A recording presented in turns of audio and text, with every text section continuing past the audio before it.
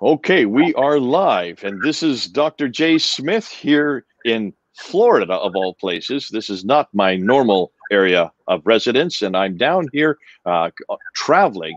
But what we're going to do today, I've asked a special guest, and you can see him over on, let's see, he's on my left, Dr. Bernie Power. Good to see you, Dr. Bernie Power. Good to see you, Jay. And you're way down in Australia, so it's what, 10 o'clock in the morning for you, 8 o'clock in the evening for us. That's right. Yep. And middle of winter here, so 5 degrees this morning. So yeah. Okay, it's 100 degrees here, Fahrenheit. So it would be 40 degrees centigrade. Now, let me just introduce you to a lot of my people, because an awful lot of people won't know who you are. You have a doctorate in Islamics, and you are a professor of Islamics there in Melbourne at the Melbourne School of Theology. Your areas of expertise are the Quran and also the life of Muhammad and also the Hadith, aren't they? That's right. Yeah. So I did my doctorate on the Hadith, but I teach on the life of Muhammad and the Quran as well. And you've spent time in the Middle East. Tell us about your background. Give us a little bit of because most people here won't know who you are. Yep. So my wife and I set off in 1986 with a little 8-month-old baby, headed off, and we lived in Pakistan for a while, and then in Jordan, and then Oman, and we finished up in Yemen. Goodness sakes! So you've traveled the gamut. You've been from country to country to country. But one of the great things about you, and what I love about you, Dr. Power, is that you're not only a practitioner and have been on the field and had the relationships and know the people, but you also are an academic on top of that. But you're not just an academic, you're an academic who likes to debate. You've done quite a few debates, haven't you? I have, yeah. And I've got a YouTube channel, and I'll put the debates up there so they're publicly available. So what is your YouTube channel? Just called Bernie Power. Just Bernie Power. Okay. Then when I put this up and when it goes up online, I'll make sure I put that in there so people can read it and see it and go to it. And you are interested in this debate that's happening right now, aren't you? Are you not? This situation that's been going on around the world in the last 6 weeks. It's just been fascinating to see the whole situation develop and so quickly, and it appeared to come out of nowhere. But it's very encouraging to see it from an academic perspective. It's good to see people talking about these issues.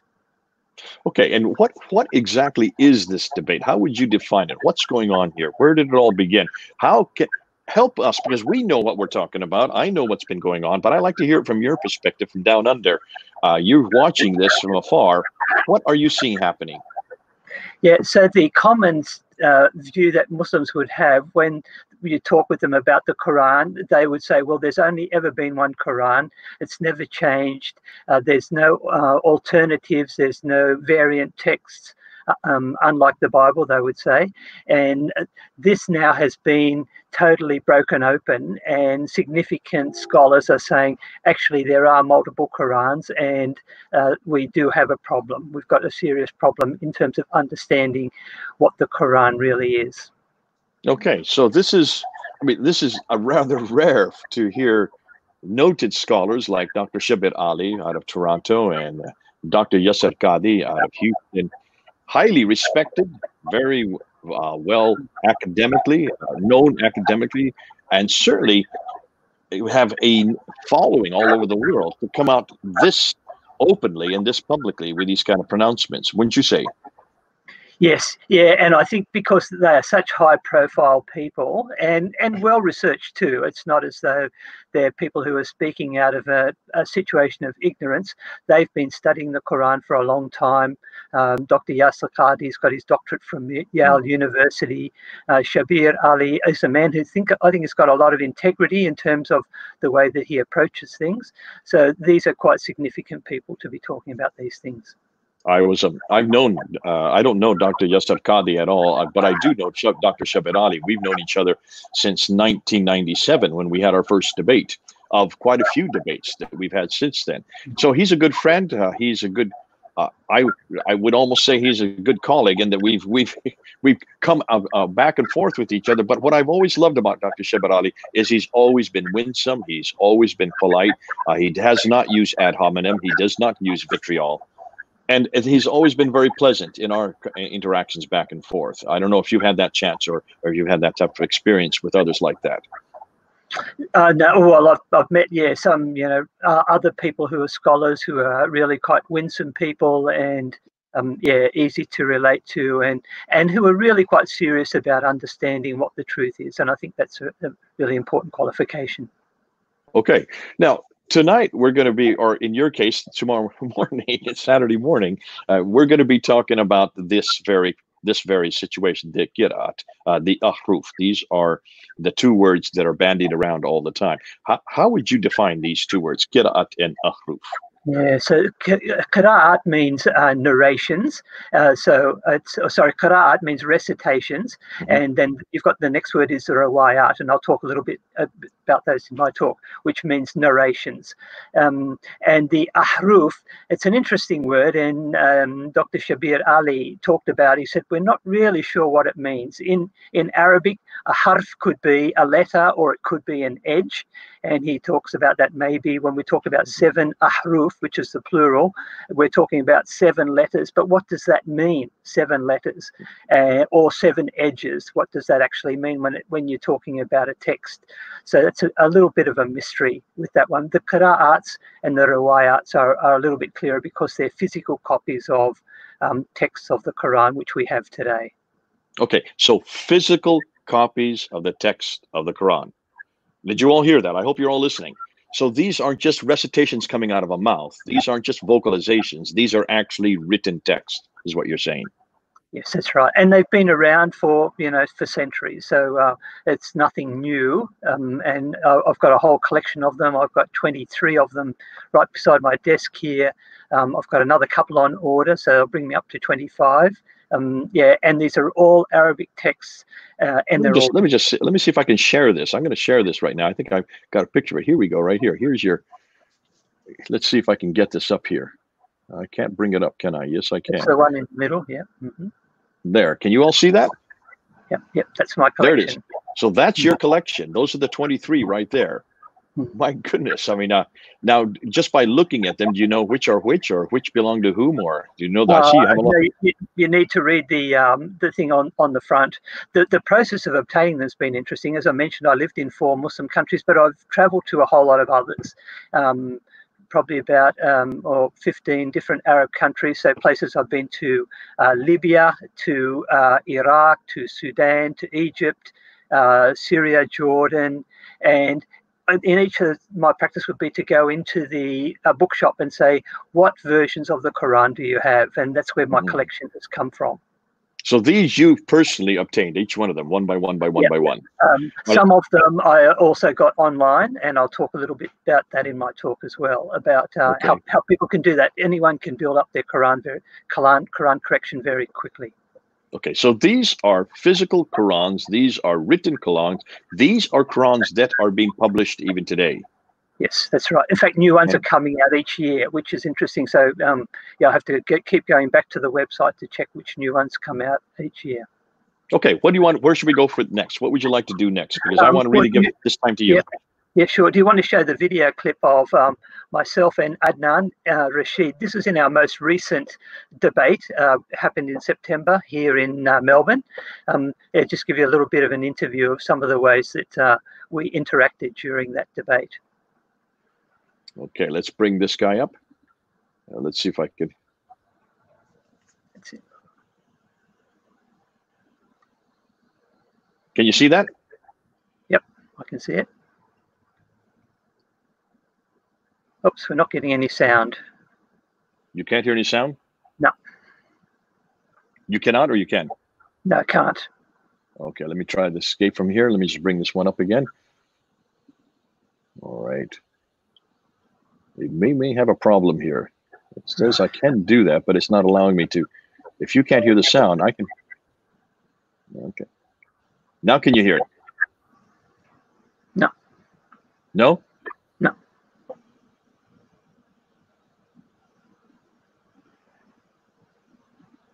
All right, I'm still having a problem getting this up. Okay, let me just try and see one more time. Other than that, if we can't get it up, if we can't get it so you can hear it, then that's not going to be any help to you, because I can hear it fine on my end.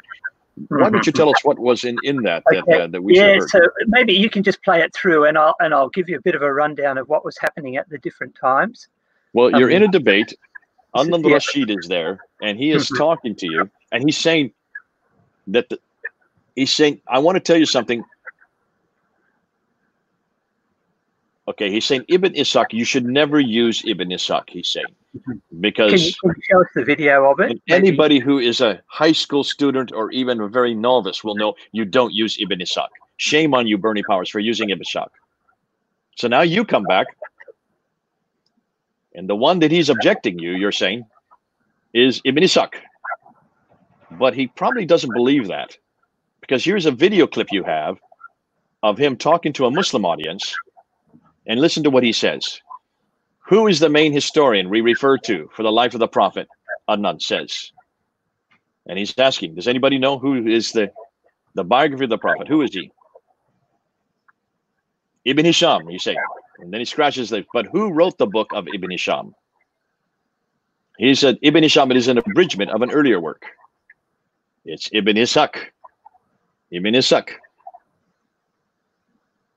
Born in 80 Hijri, died in 761. So we refer to the life of the Prophet to make a sense of it in a chronological way to this history.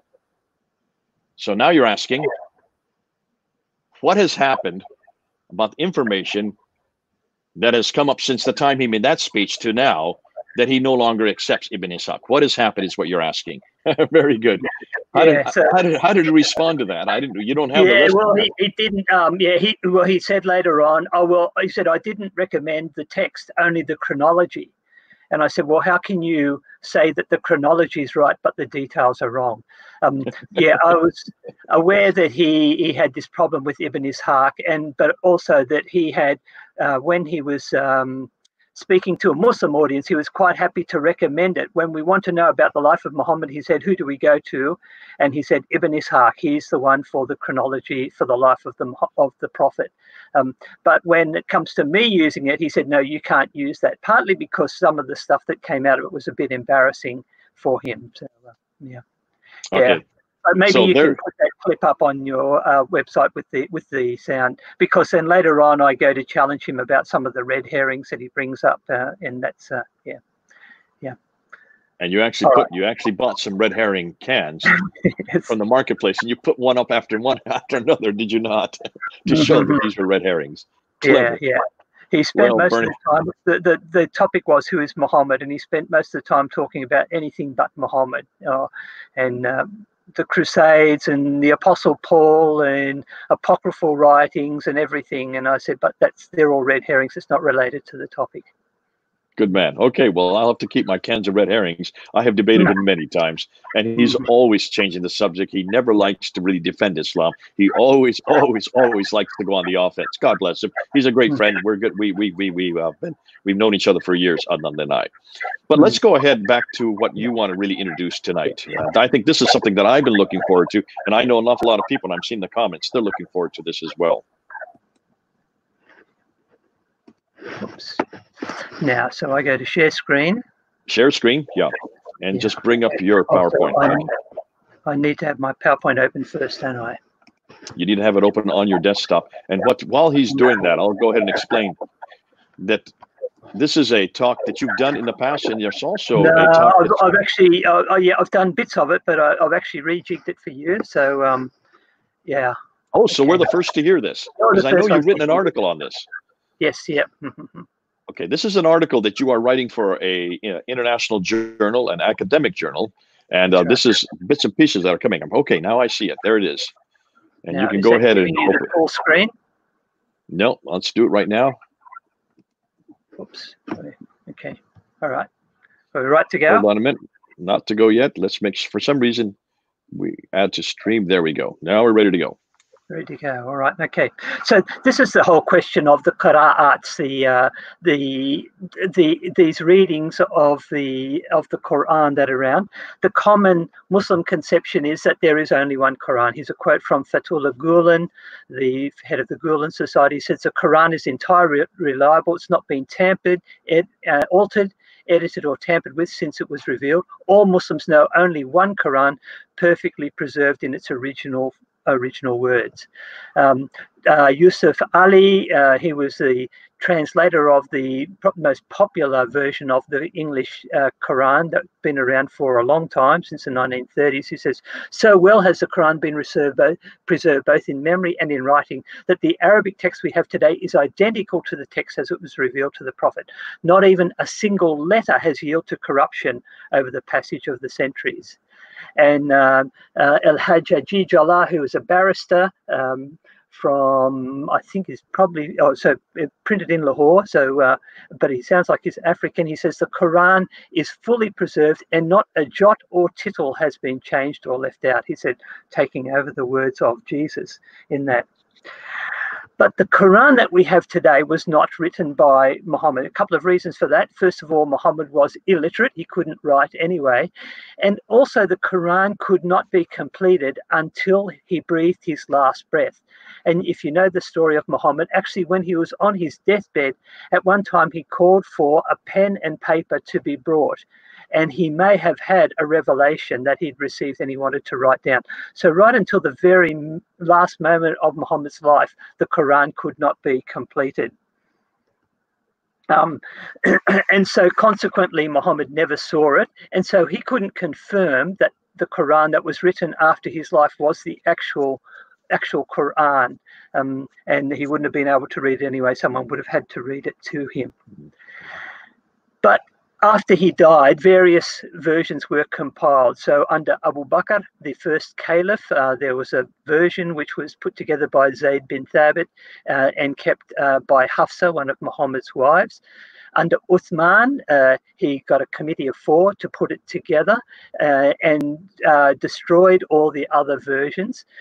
But there were other versions that were around at that time. And you can see the map on the left-hand side. You can see at different times as Islam expanded out, different versions of the Quran were in circulation. So down in the bottom bottom corner, you can see Zayd bin Thabit had his version with 114 chapters. Up in the top here, Abdullah ibn Masud, Muhammad said, if you want to learn the Quran, learn from this man. He was one of 4 men. His version had only 111 chapters. He left out the first one and the last 2, saying these were prayers of Muhammad. These were not the words of Allah. Abu Musa al-Ashari in Basra added 2 extra chapters. They were called al-Hafs and al-Qala. And he said these should also be in the Quran. And then over here, Ubay bin Ka'b, who we'll meet later, combined a couple of chapters together and got 115 chapters. So right from the earliest days, the Quran was a contested book. People were had different understandings about what should be in the Quran. As time went by, let me just jump in here real quickly. If you go back to that, where do you get this material from? This is from the Islamic traditions, am I correct? Exactly, yes. So all of it's from the Hadith or from the early writers. So Tabari, for example, and other writings that have been around since then. So these are well known. These Muslims should know about Ubay ibn Ka'b and Abdullah ibn Masud and Abu Musa al-Ashari. These are household names, really, for most Muslims who are listening.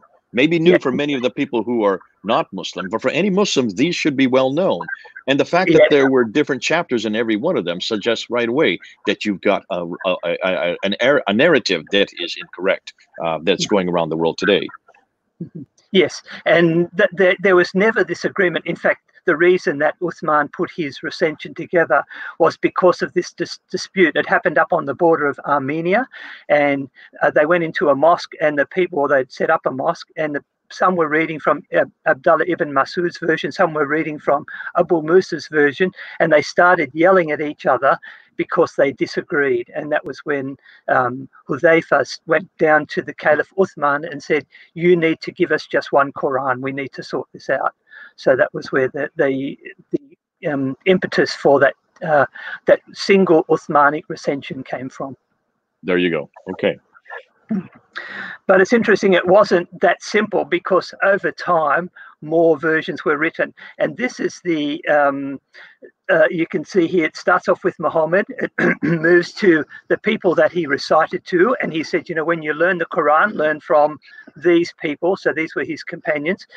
They then passed it on to other people who passed it on to others, and this generation here is called the qira'at, which means the recitations, and they then pass it on to other people who are the riwayat. Now the Qurans that we have today are all from these riwayat. We don't have, we do have some of the qira'at. I've got some of them here in my collection, but we don't know what came before that. We've only got the versions, and so this is 100 years after Muhammad died. We get the first written versions. Okay, so what we're looking at on the right, these are the 7 plus the 3. Am I correct? Yes, yes. So there's 10, there should be 10 there. They're in green, and the 3 are in red. But there's actually another 4. So this guy, I've got one by El Amash. The ones that are in grey, for example, are the ones which I actually have physical copies of. So I've got those, and I'm just about to get this one, Ibn Amr and Ibn Amru. I should get those very soon. And I've got El Qasai as well. Okay, I'm missing one red one there. There should be one more red one. I don't see him. Okay. Abu Jafar, Yaqub, and Khalaf. I have Yaqub there. I can see. Khalaf there. He is here. That's the third one. See down here? Can you see my mouse? Yep. Yeah. Okay. I see him now. Yep. And then from him came a couple of others. Now, you would think that if there was only one Quran, then all of these versions should be identical, but in fact they're not. And so in my collection here, which Jay showed you before, every single one of them has differences from the other. There's no 2 that are the same, which is a problem for how the Quran has been conveyed through this process. Okay. Let's be clear what we're not talking about. We're not talking about English translations of the Quran. There's over 106 of those. This list is a couple of years old, and that's not our topic today. We're only talking about Arabic versions of the Quran. The English translations are immaterial for this discussion. If you want to get these, by the way, you can go online and you can order some today. They come reasonably quickly. I ordered a few and they came within a few days, and they're only like $12 each or something like that. And you can get the whole collection. This one's from Jordan. I've actually been to this store in Jordan. And there they have 24 different versions of the Quran in Arabic. Or you can, there's the names, you can see them there. Or you can go to this one in Lebanon, again, the Easy Quran store, and you can order online. So you can get these through Pay by PayPal or Visa, and they'll be at your place very soon. Yeah, they've got 13 versions of the Quran. So, Bernie, they're not trying to hide this. This is right out in the open. Most Muslims in the Arab-speaking world are not troubled by what you're saying here if they're willing to ship them to you. Yeah, simple order, $12 a piece. Yeah, but usually this is seen as just as the area for scholars. Most people wouldn't, they don't know about them, and they certainly wouldn't be interested in it. They're a little bit nervous about this whole thing. Okay, all right. So remember, I don't know, you remember that interview that we saw with Yasser Qadhi when he put his hand up there and he says, we have a respect for the Quran. We have a red line beyond which we don't go. So that's what you're talking about. This is the red line. They don't really want you to go beyond that. They don't want you to ask the questions that he got asked when he was at Yale University 25 years ago. That red line that didn't exist at Yale, and now he had a crisis of faith.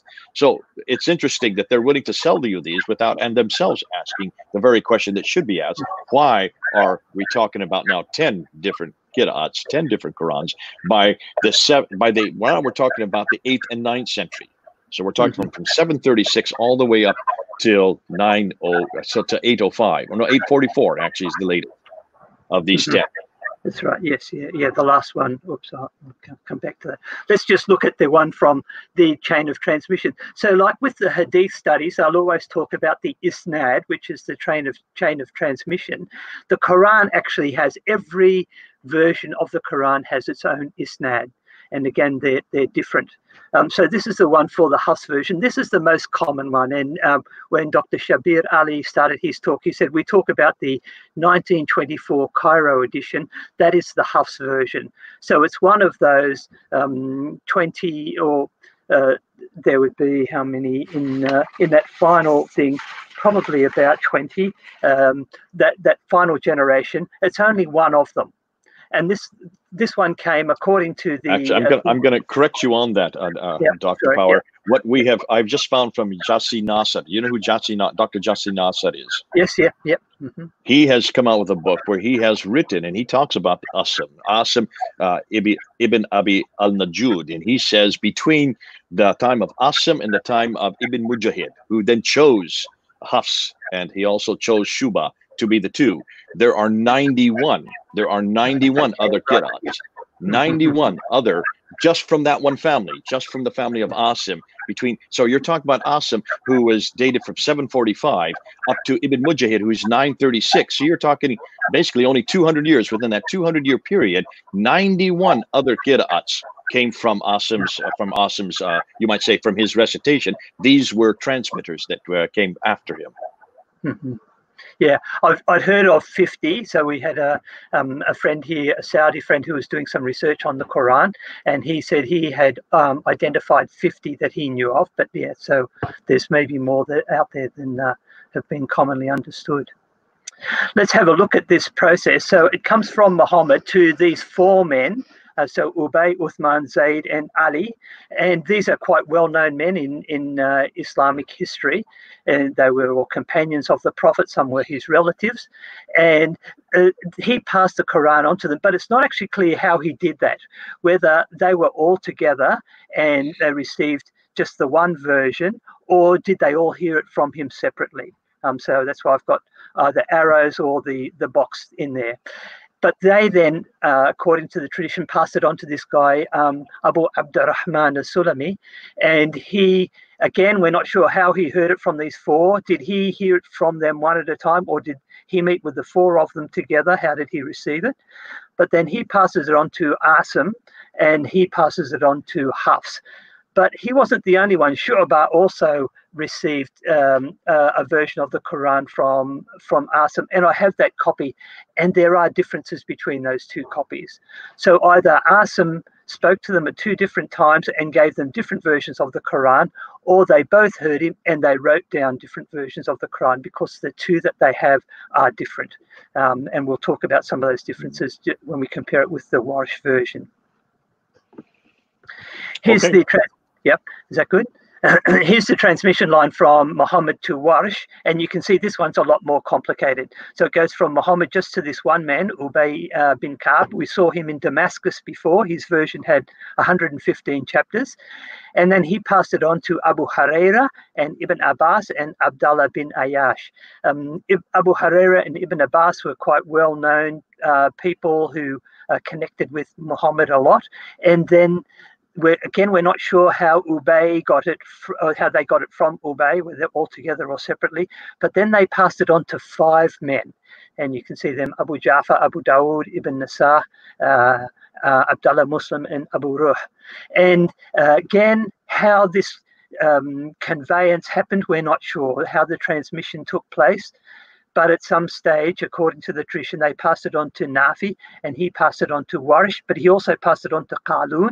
And again, there are differences between those two texts. So we have this same problem of why was one transmitter able to generate two texts from his hearers? Was it okay? May I stop you there again, Dr. Power? Mm-hmm. Jafi Nasser asked, and when you look at Nafi is generation number 4, right? Mm-hmm. Yeah. 4th generation, and his date is 785. Between Nafi and Ibn Mujahid, there are 63 other qira'ats, of which Warsh and Qalun were chosen. So there was 61 of them that were not chosen. 61 that we could go to that were not chosen. We only know of Warsh and Qalun. That's what you have in your collection. But let me ask another question. Look at generation 1, 2, and 3. Do we have any of those generations today? 1, 2, or 3? Nothing. Yeah. Okay, so this is all nothing more than oral tradition is what we're talking about. It is, yeah.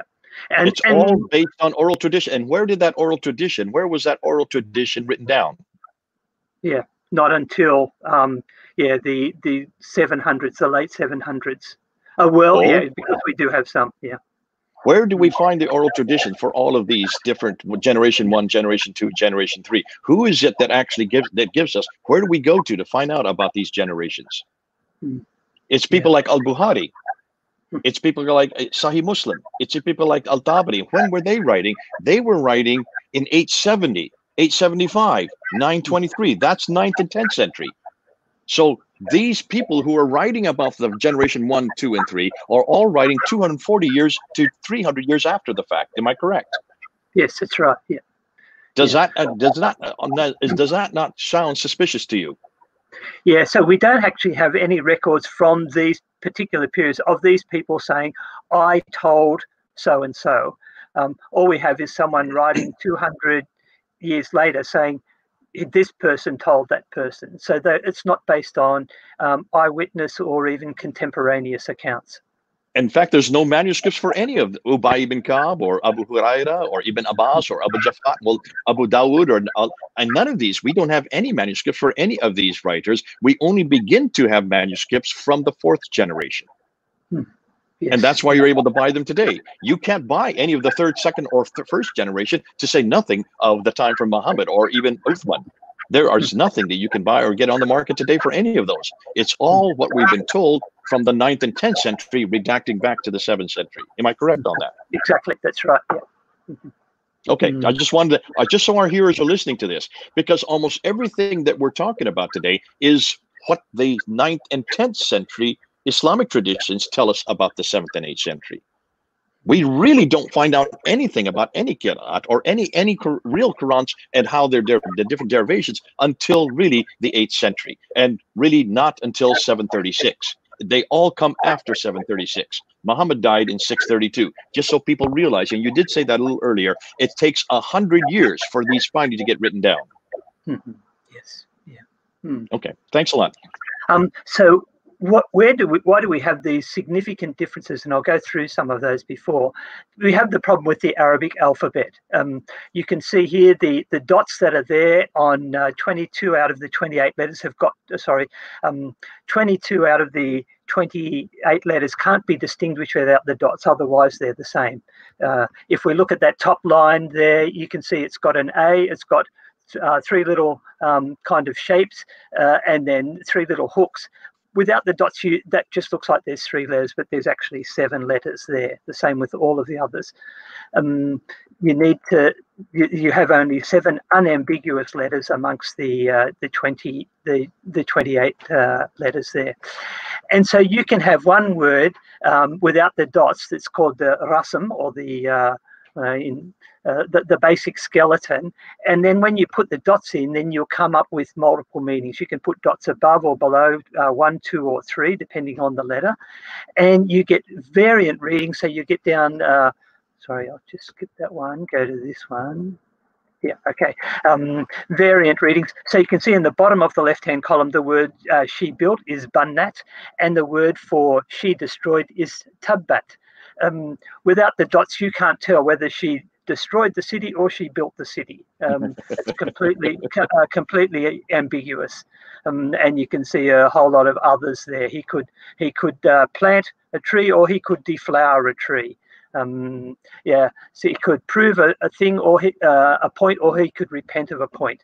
The meanings will change depending on where you put the dots. So that becomes a problem, and that's the variations that we see within these texts. The two I'm going to look at today are called the Hafs and the Warsh riwayats. These are the two most popular ones. The Hafs one is very popular throughout the whole of the Middle East and around the world. The version that they'll say, this is the Quran, the Arabic Quran is the Hafs version. The Warsh version is popular in North Africa. So if you go to Morocco or Algeria, Tunisia, they like this version. It was one of those ones on that far right-hand side of those columns that had been passed on, and they came through different routes. And when we look at them, we see over 120 Can I just stop there, Bernie? Yep, sure. Bernie, again, the Hafs and the Warsh are not part of the 10 original ones. Am I correct? That's right. Yeah. So and I don't remember when our good friend Dr. Yasser Qadi talked about the 10. He says, this is the creme de la creme. This is the best of the best. So the creme de la creme, the best of the best, these 10. And remember, Dr. Shabir Ali said, we have to go to these 10. These are the 10 that are the standard for everything else. These are the foundation for all the others. And yet these two names, Hafs and Warsh, are not amongst those 10. What does that say to you? Yeah, so it's a problem in that these are redacted texts from the people that they heard them from, and we know that because the other people who heard the same text have got different versions of them. So this is a bit of a problem, and we'll talk about that later, how they've sought to resolve that. But as you go through them, there's over 120 consonantal or long vowel or symbol differences which affect the meanings of words. Now, Shabir Ali and others will say, oh, but we don't have any change in doctrine. But that's not the point. What Muslims have been arguing for, 14 centuries is the Quran has never been changed. Not a single thing has been changed. But in fact, we're finding that that's not true. And when we look at these different texts, we find that the meanings have been changed. There's also over 5,000 short vowel or diacritical marks. Now, this is only comparing two of those 20 plus versions that I showed you on the right-hand side of that. I found a website which only found 51 variations. I think he was being a little bit generous. I'll go through the ones that I've discovered. This is a little bit forensic, so I'll rip through it reasonably quickly and then get to something more interesting at the end. There's some of the differences have letters or symbols that are missing from the Hafs version, but you found in the Warsh version. Some have got symbols or letters in the Hafs version that are missing from the included or missing, and some have got the same number of letters, but they are different ones. So at some stage, a scribe has put down something. They've either included a letter or left a letter out or changed a letter. So those are the three options of those differences in the numbers of letters. Mm-hmm. And then you can also see changes in meaning, and you can see sometimes a noun gets changed to a different noun. Nouns get changed from singular to plural. A noun being changed from a noun to a particle or a preposition or a verb. A verb gets changed to a different verb. A verb changes from active to passive. And I'll go through all of these and just give you the examples from the passage. I think I haven't come across anyone who's actually gone right through the Qur'an and looked at all of these differences. So I'm going to do that with you today. So here we have examples of changes in the meanings of nouns. So you've got the Hafs version there in the left-hand column, the Warsh version on the right-hand, and you can see even if you can't read the Arabic, you can see that there are different symbols. This one here has got a dagger aleph, this one lacks it. So this changes the word from an owner, Malik, to a king, Malik. This one, bird, is tayran, and this one is ta'iran, means flying. This is the one that's particularly important. The word for good tidings is bushra, and the word for proclamation is nushra. So this one, because it's got the dot down below, is the B. This one, because it's got the dot above, is the N. And they're different words. They don't have the same meaning. Every proclamation is good news, is not good news, and all good news is not necessarily proclaimed. Here's another one where you get the verbs changing from singular to plural, and here's the references. These are all taken from the Hafs version, and you can see there's the English versions there. Notice it's not consistent. Sometimes the plural is on this side, and other times the plural is on the other side. So it's not as though one of them saying all these words are plural and the other one saying they're all singular, but there's a mixture. I'll highlight the one at the top there. This one, this is about if you cannot fast, it says you can pay a ransom, and the word there is fidya, to and then fill in the gap, a poor person, miskinin, or poor people, masakin. Now, this has got important legal implications. For example, if in the month of Ramadan you can't fast for some reason, you can actually pay for someone else to eat. So it could be one person or it could be multiple person. But if you're wanting to make sure that you get the benefit from your gift, you should know who you should give it to or how many people you should give it to. The versions of the Quran aren't clear on that, and it needs the hadith for Muhammad to come out with a would this be could this be a doctrinal difference? Could this be a difference in practice? Right there would be something that Shabir Ali needs to look at, because depending on which one you go with, the Hafs or the Warsh, it would change the doctrine. It would also change the practice. And also, like the four schools, you've got the Hanafi, Hanbali, Shafi, and Maliki. They are aware of these differences, and sometimes they will give different rulings based on the different readings. So it really has legal implications. Brilliant. Okay, thank you. Here's another one, changing from a noun to a preposition or a verb. And you can see two examples here. He made is ja'ala, and the maker is ja'ilu. So it goes from a noun from a verb to a noun. But this one at the bottom here is about the slaves, ibadun, or the word aindun. Again, you've got the difference here. This one that's got the dot below, which makes it a B. This one's got the dot above, which makes it a noon, an end. And it says these angels are either they're the slaves of Allah, they're either ibadu Allah, or they're ibadu Rahman or Aind Rahman. So it's talking about the position of the angels and whether they talking in the context of them being made or seen as female.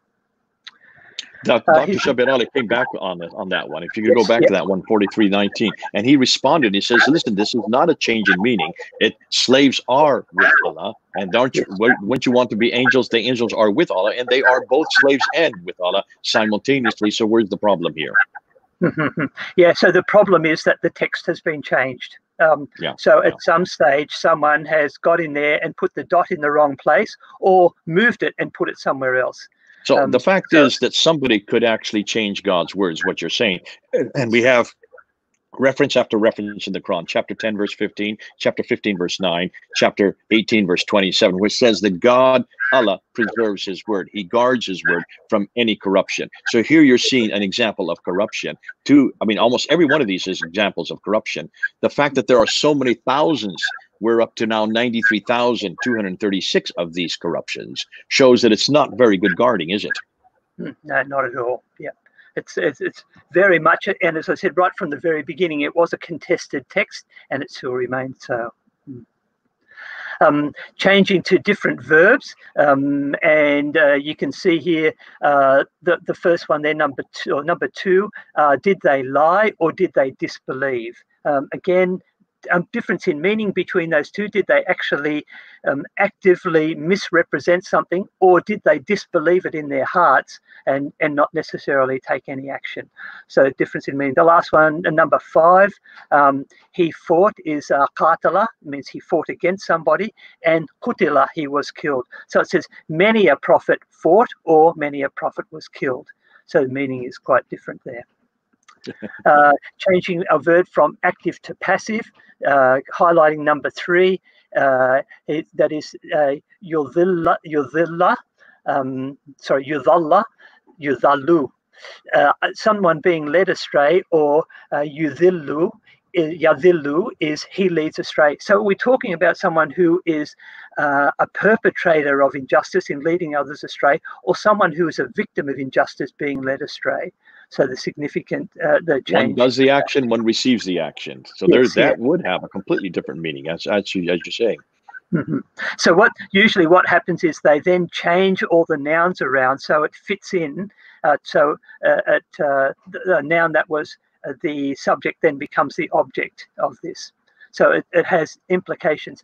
Here's another one. The very top line there, you can see this one here is we will forgive is naghfir, and the Warsh version says it will be forgiven, yughfar. But in the Hisham version, they actually come up with a third option, which is tughfar.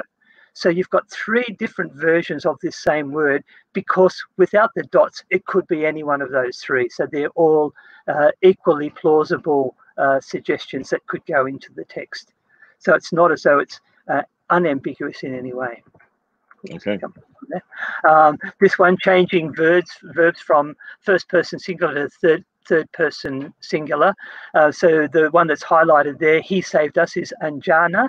And the Warsh version says, you saved us. It says anjaytana.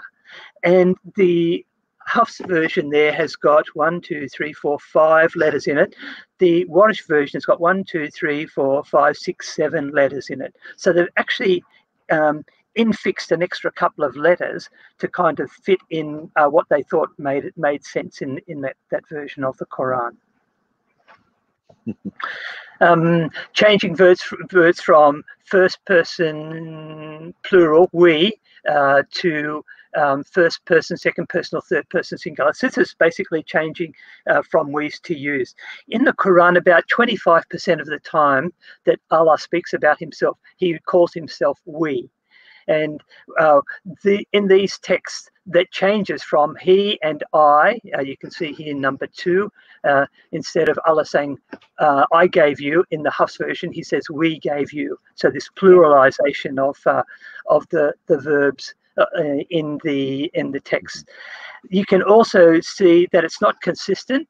So sometimes you've got about equal number of times Warsh uses the we construction and Hafs uses the we construction, and they switch over. Sometimes here it goes he punishes to we punish, and another one we punish to he punishes. The switches are being made. There's no consistency. Yeah. So these are all referring to God in both cases. These are all referring. Yeah. Always. Yeah. So sometimes Allah is he, sometimes I, sometimes we, sometimes you. Mm-hmm. This one, this changes from you to they, and you can see, and the difference is just simply putting your dots in a different place. So you've got here yakulun, and this one takulun, and again they switch over from one side to the other. It's not as though Hafs always uses this construction and Warsh always uses that one. They sometimes switch over from one to another. And this one here, changing from masculine to feminine, which is quite significant when you think about it grammatically, and I'll talk about that in a few minutes' time. And the last one, changing a statement to a command.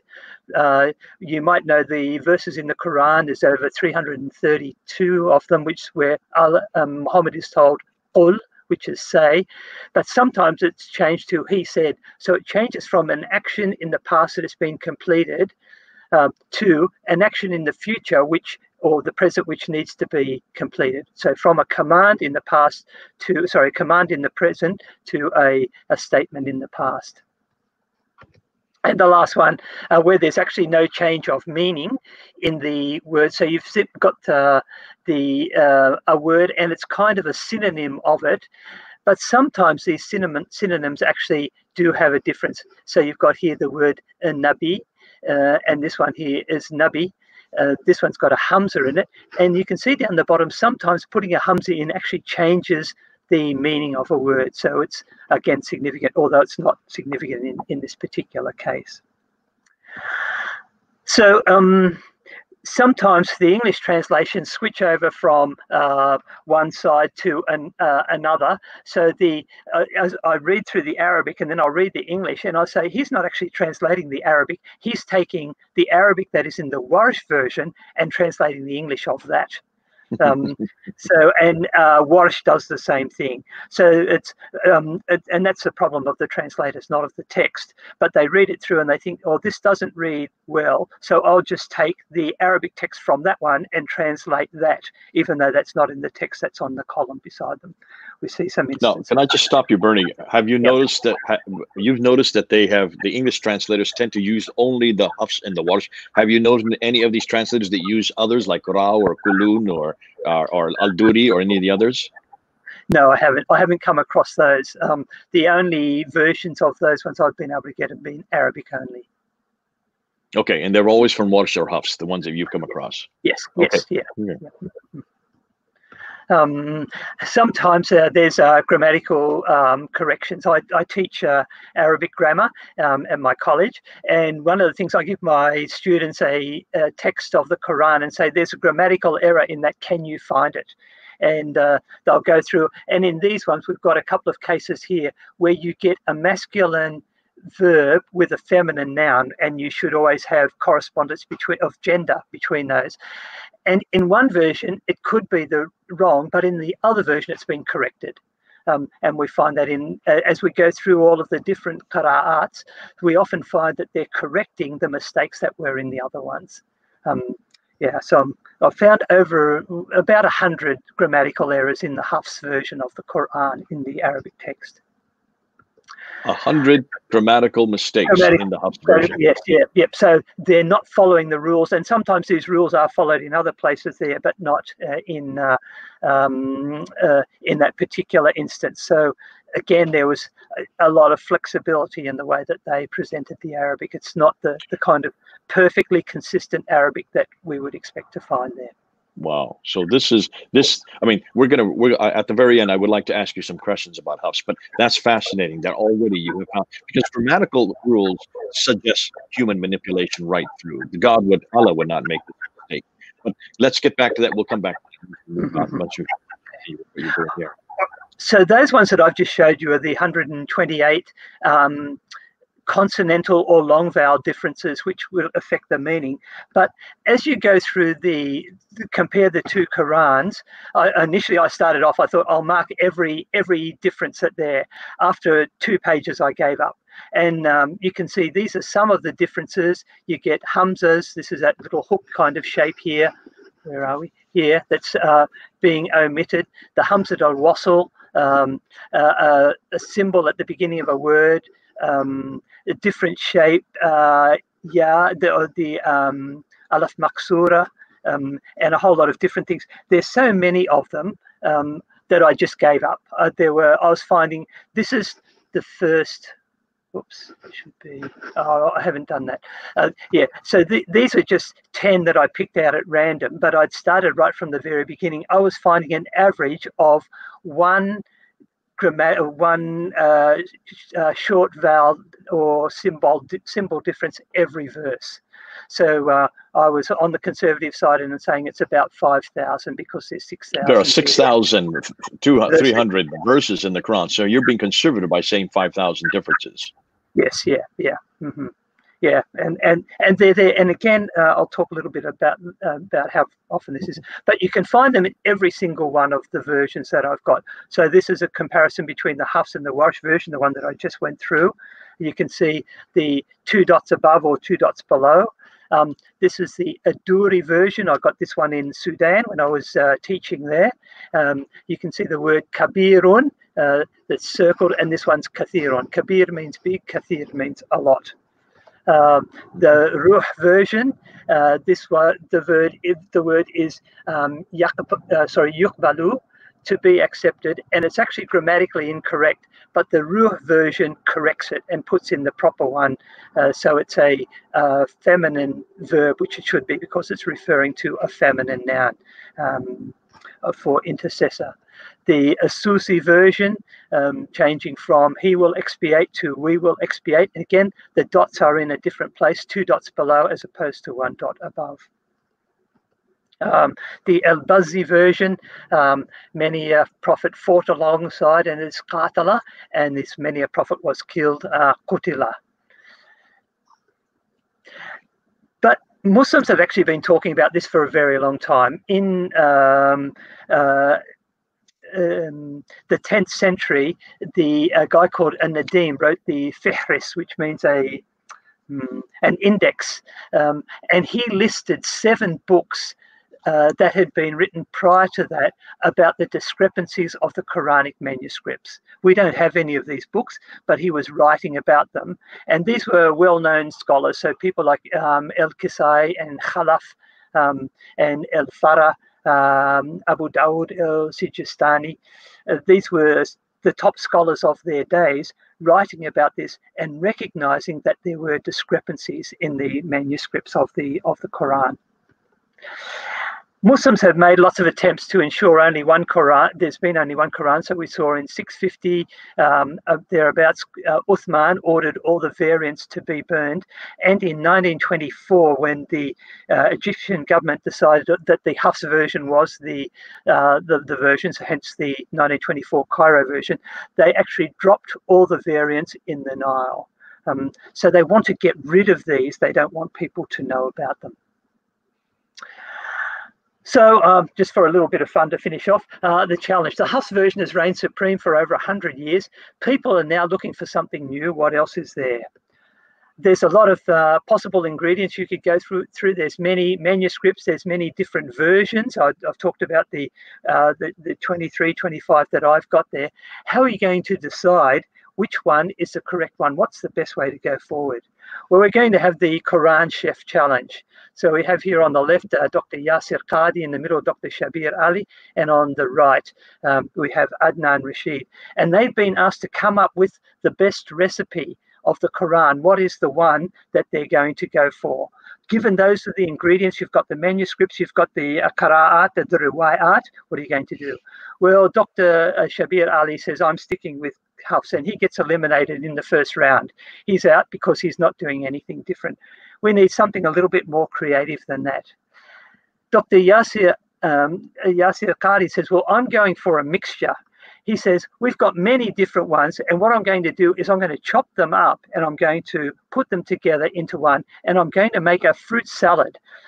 So all of the different bits in there it won't look like any of the ones that we've got there today, but it will be new and it will be different, and it will at least be true to the original. Adnan Rashid says, well, I'm a fundamentalist. I'm going back to the basics. He's going to not try and do anything fancy. He just says, let's go for the Quran with no dots and no vowels. So the recipe he comes up with is just fruit skins. He says, we're not going to have any flesh or any pulp. We'll just go for the bare bones, and that will be the one which I would put forward. So this is the kind of conflict that the Muslims have found themselves in at the moment. They're not quite sure what to do. We've got the materials. How are we going to put it together in a way that makes sense? And they're coming up with quite different responses and different outcomes.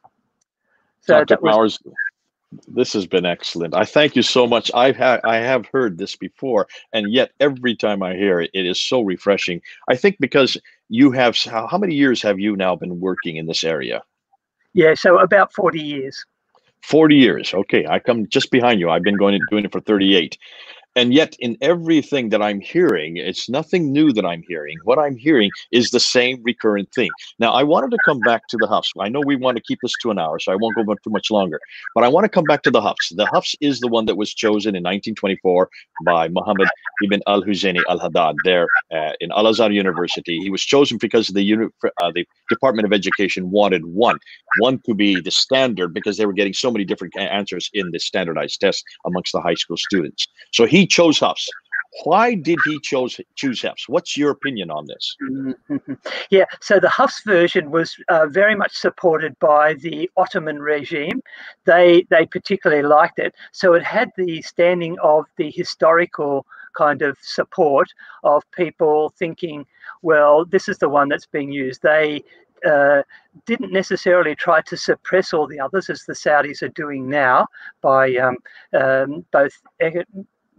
economically, by funding the distribution of the Hafs by their printing press. They're pumping out millions of them every year, and they're available through your local Saudi embassy.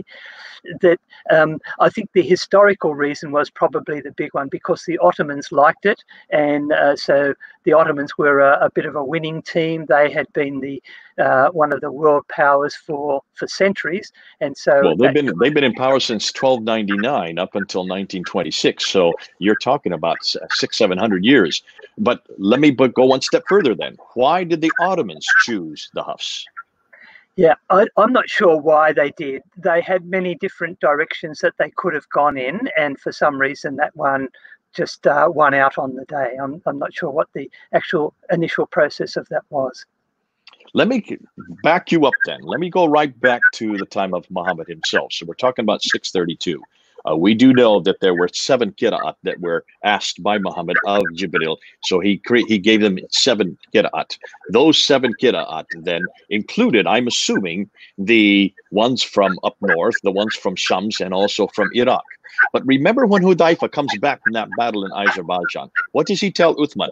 We must be careful, because he's hearing these other Qur'ans, as you just said a number of minutes ago. We're hearing these other recitations while we're in the mosque there, and they are not the same as the Qurayshi, the one that we're used to. And Hudayfa was from Hijaz. He was from Mecca and Medina. So he comes back to Uthman, and he says to Uthman, we must make one, the Qurayshi dialect, the one. Because why? These other ones up in the north, the Shams in Iraq, if we continue to hear these, then we're going to be like the Christians and Jews, and they're going to have different Qur'ans, like the Christian Jews have different Bibles. Am I correct? Now, that's right. Shabbat Ali is very clear that these were just recitations. These were not Qur'ans. These were not written down. He says these are nothing more than recitations that Hudayfa was upset about. So he comes back to Uthman, and Uthman orders Zayd ibn Thabit, along with the other 3, Zubair, Alas, and Isham, to rewrite the Quran in the Qurayshi dialect. That's very clear. It has to be this one dialect, which is from the central part of Arabia. That's the dialect that Muhammad would have spoken. That was done, and then he sends it off to 5 cities: Basra, Baghdad, Basra, Kufa, Damascus, and Medina, and Mecca. Those are the 5 cities he sends it to. And if each one, he sends a reciter. So he sends a reciter along with each one of the copies of the Qurayshi dialect, so that no other dialect could get in the way. So no other dialect could corrupt it. No other dialect could supersede it, right? So the Qurayshi dialect would have been sent to all these 5 cities. Am I correct? Yes, that's right. What did he do then with those that were left behind? He burned them. You have the picture there. He burned all the other. Now, when you're burning manuscripts. You're not burning recitations. You're not burning people speaking, because how can you burn people's tongues? You're actually burning manuscripts. So these were written manuscripts that were coming from the north, that were coming from Shams in Iraq. Those were corrupted, I'm assuming. Now, otherwise, why would he burn them? Yeah. Okay. Yeah, if they said the same thing, he would have kept them. But because skins were expensive, you didn't just destroy stuff. If it was authentic, then he would have kept them. So the authentic one, the one that I'm assuming, the one that Muhammad was reciting, the one that Uthman created, the one that he sent to all the 5 cities, the one that should be in heaven, because it's the one that's given to Muhammad to begin with, would be the Qurayshi dialect, the Qurayshi Quran. Am I correct? That's right. Yeah. Which city was Hafs living in? Good question. He was from Kufa. From Kufa. Mm-hmm. Hafs is from Kufa. He is from Asim ibn Abi al-Najud from Kufa. He is in the line of Asim. Asim is from Kufa. In fact, all of those who come down through Hafs are from Kufa, which is in Iraq. Am I correct? Yes, that's right. Mm-hmm. This is the place you're not supposed to have the Quran from. This is the dialect that is not Muhammad's. This is the one dialect you're not supposed to retain. And yet it is this dialect from Kufa, from Iraq, the very place where Hudayfa says, we must be careful, otherwise we will be doing like the Christians and Jews. We'll be having other Qurans like they do, with other revelations. This is the one that he wanted to eradicate. This is the very dialect that was actually burned by Uthman. And yet it is the Quran now that is chosen for the whole world by the Saudi Arabian government, by King Fahd in 1985. By Muhammad ibn al-Husayni al-Haddad in 1924, made standard for all of Egypt in 1936. Why in the world did the Ottomans choose the Hafs, when the Hafs is the one they shouldn't have chosen? If anything, they should have either chose Nafi or Ibn Kathir. They should have chosen the Warsh, because the Warsh comes from Medina and Qunbul and Balbazi come from Mecca. Why didn't they choose those? just a thought that occurred to me then is perhaps it was a little bit because of some kind of local politics. The Ottomans, of course, were based up in Turkey, and there was a bit of tension between them and the Arabs down in Mecca and Medina, and they wanted, in a sense, to promote the things that were related to their part of the world, so the closer to Turkey from Isham, rather than the things that were from the Jazira, the peninsula. So it may have been related to that. I'm not sure. So it's entirely, what you're suggesting, it's entirely political. I think so, yeah. Mm-hmm. Then if it is political, why in the world did King Fahd of Saudi Arabia, why did he choose that a version that doesn't even come from Arabia? It doesn't even come from his country. It comes from Iraq, of all places. I mean, to me, this is absolutely heinous. And it's also laughable how inept the authorities have been that they chose the one version they shouldn't have chosen. Why didn't they look at the theology? Why didn't they look at their own history? Why didn't they go back and look and see what Uthman tried to correct and Haifa tried to correct? Why is it that they did not read this part of it when they actually did the choosing? And for heaven's sakes, what in the world was King Fahd making this the standard Quran for the whole world in 1985? That's just 35 years ago, and which makes you and me older than the canonical text, doesn't it? Yes. Makes us sound pretty old, doesn't it? Yeah, and again, it's just further proof that the Quran, even now, it's not a settled text. It's not something that all Muslims agree on. I'd heard of a book fair that was happening in Saudi Arabia a couple of years ago, and some groups came over from North Africa, and their versions of the Quran, the Warsh versions, were all confiscated. They said, you cannot display this version of the Quran. So there's, even now, it's a kind of a political thing. So well, Bernie, and for all of you who are listening, you now have seen where you can buy them. Everybody get a hold of them, grab them, buy them up, make sure you have them, because in just a matter of time, they're going to supplant them and they're going to shut them down. And all of these now, that actually we're talking about 30 official Qurans. We have the 7 plus the 3, then we have 2 from each one of those, and which brings us back to a good, what we're talking about now. We're talking about 30 Qurans that are now being made official. Coming back now, since 1924, it's been made back to 1 Quran. And of course, King Fahd in 1985 made sure that that was the Quran that they want to be the authentic Quran. Bernie, this has been great. This has been excellent. You've done us a great favor by not only unpacking us for, are you going to put that up again? You want to put that up to show you the put there. Here it is, folks. Adalfiqh.com. 24 Arabic versions of the Quran. Bernie has 23. You can get 24. I think I'm going to start quickly investing them as well. So we have as many of them as possible. So because knowing what they do, you ever notice whenever Muslims don't like the Quran, they either burn it, or they erase it, or they cover it, or they insert other words over top of it, or as we now found, they also dump them into rivers. And so the other thing they're doing is if they don't like anything else, they also then censor it off the internet, like they had done with our good friend Muhammad al-Hijab. He has now actually censored that 26 minutes where this all came to light in that interview that he had there on June 8th, just about a little over a month ago. Well, this is good. We don't have to censor a thing, do we, Bernie? We don't have to change a thing. There's not a thing about our Bible we have to censor. There's not a thing about our Bible that we don't let people investigate. There's no places in that. There's no history of the church throwing any Bibles into any river or burning any Bibles of any sort to expunge it from its embarrassment. Thank God we don't have this problem with the Bible. And thank God our Bible is the same Bible that has been from the day that it was written down 2,000 years ago. And thank God we have the manuscripts to support it, don't we? When you do a comparison, we've kept them, and the only people who ever burned any Bibles have been the Diocletian edict, the people from outside of Christianity who have tried to destroy Bibles, but not Christians. We don't destroy anything, and we keep all of our manuscripts. We keep all of our early church fathers' letters. We keep all of our lectionaries so that people can see them and compare them, so that we can make the claim that what we're reading today is 99.9% accurate to what was written down 2,000 years ago. See, we're not talking about 1,400 years, Bernie. We're talking about 2,000 years, and we're talking about entire New Testaments that exist in the Sinaiticus there in London, also the Alexandrinus right there in the British Library, then the Vaticanus there in Rome. So 3 of the metropolitan codices that are complete 200 to 300 years before the Quran even came into existence. How is it that we can retain up to 24,000 manuscripts, either partial or complete, from around the world, and yet Muslims can't even come up with one Quran from the 7th century? Where is that Uthmanic Quran? Where is that Uthmanic Quran that was sent to those 5 cities? Medina, Mecca, Basra, Kufa, and Damascus. Where is that Quran that was sent with 5 reciters? I'd love to know where that Quran is, because the ones I'm looking right here on the screen, these, well, there's 24 there, but we should know there should be 30 of them. They do not exist. We don't have them anywhere. We can't find them anywhere, Bernie.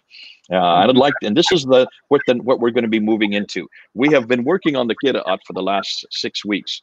What I would like to move into is finally to get into, what I would like to do is get into the manuscript evidence. And that's where we're going to be heading next. So I'll probably bring you back on board, if you don't mind, again, in a few weeks, to actually look through the manuscript evidence, to look at the Topkapi, the Samarkand, the Mittel manuscript, the Tübingen manuscript, this Birmingham folios.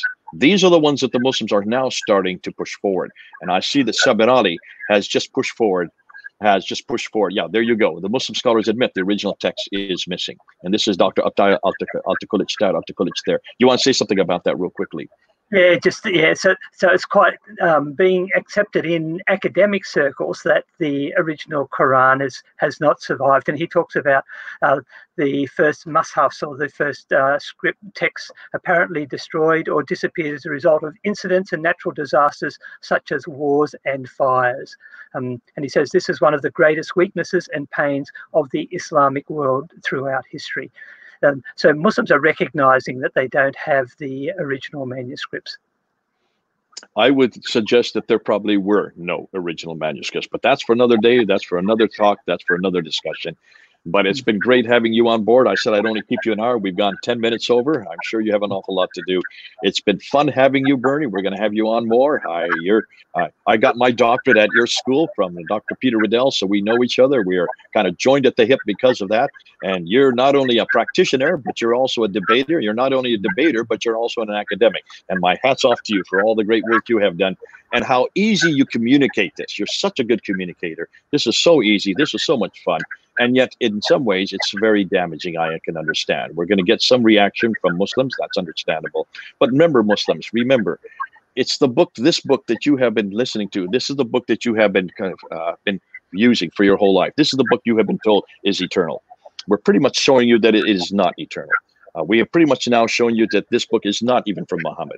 We're probably now showing it's not even from Uthman.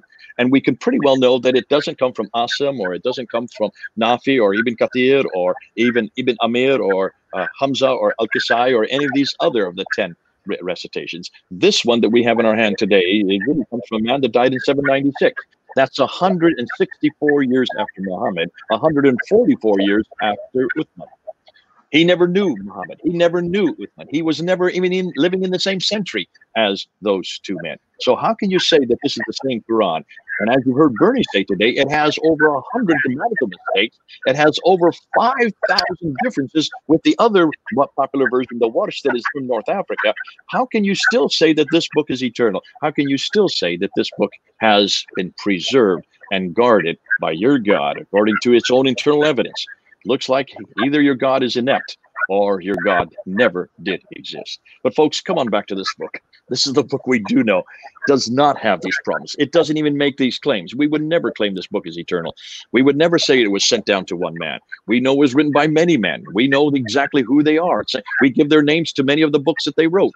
And folks, because of the fact that it has gone through every test that we're putting to the Quran has already been applied to the Bible. In fact, all of these tests, redacted criticism, source criticism, literary criticism, were all called biblical criticism. They were created on the Bible, weren't they, Bernie?